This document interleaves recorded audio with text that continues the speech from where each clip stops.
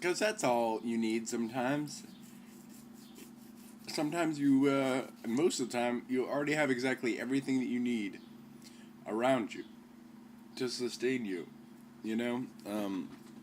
We get so caught up in our pursuit of things, what the Bible terms idolatry, which is that valuing anything over the Lord.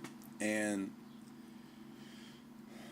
that can be so many. That can be 10,000 things.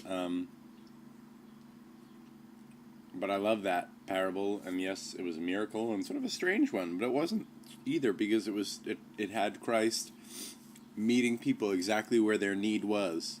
You know, they had physical needs and they had spiritual needs, and he came to meet both, and he came to make both holy, which is delightful, because I would hate to just give up food, because I deeply enjoy that. But I want him to make it all enough, whether I think it's enough. My concept of enough and Christ's concept of enough is something I'm very much looking forward to twinning, because they're quite different.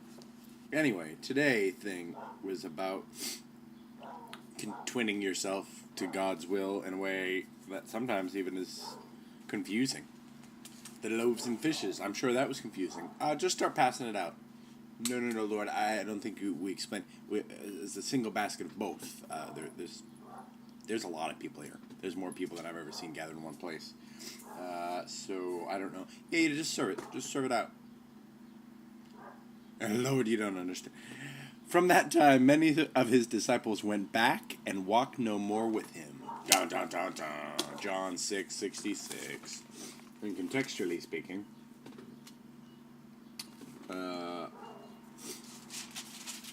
here's what.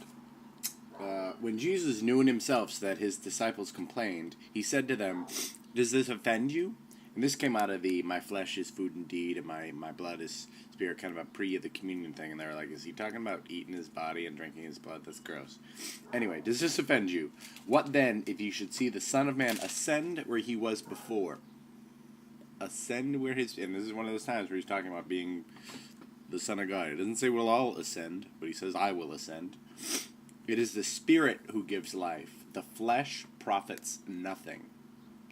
The words that I speak to you are spirit, and they are life.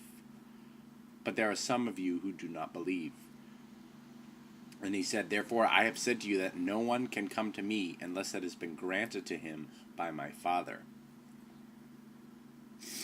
From that time, many of his disciples went back and walked with him no more.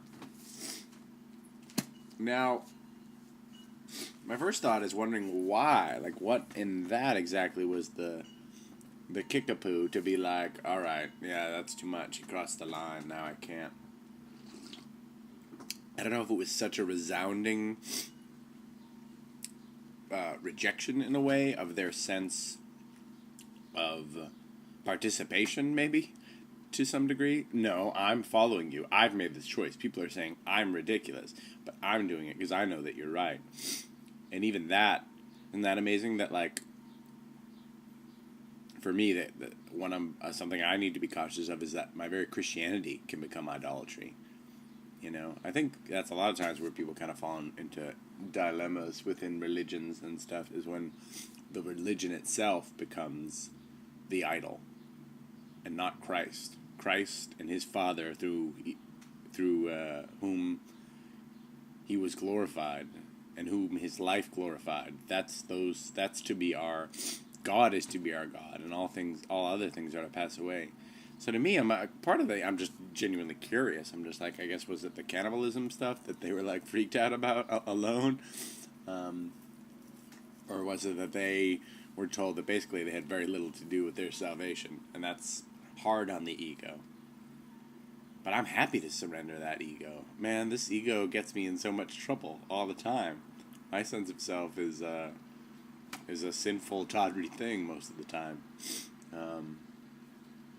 But he has blessed me richly despite that, and transformed me to a place where, man, I had a birthday party yesterday, and so many people were there. So many wonderful, cool people who were so loving and lovely and funny and just great.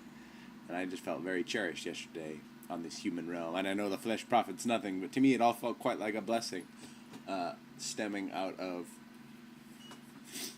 of God's love, of how God shows his love to people he surrounds me with and draws to me and draws me to them. And man, I don't know. Why would you ever want to give that up? Why would you ever not want to walk with that? So I'm just continually asking God to just keep giving me wisdom and give me the eyes to see what he has for me, and give me the eyes to see his kingdom as he sees his kingdom, and not interpret it my way, not have it be my kingdom as the world according to Bren. Yeah, that's it. I know it's a simple one, but there you go. Happy Sabbath, all. Oh, gross.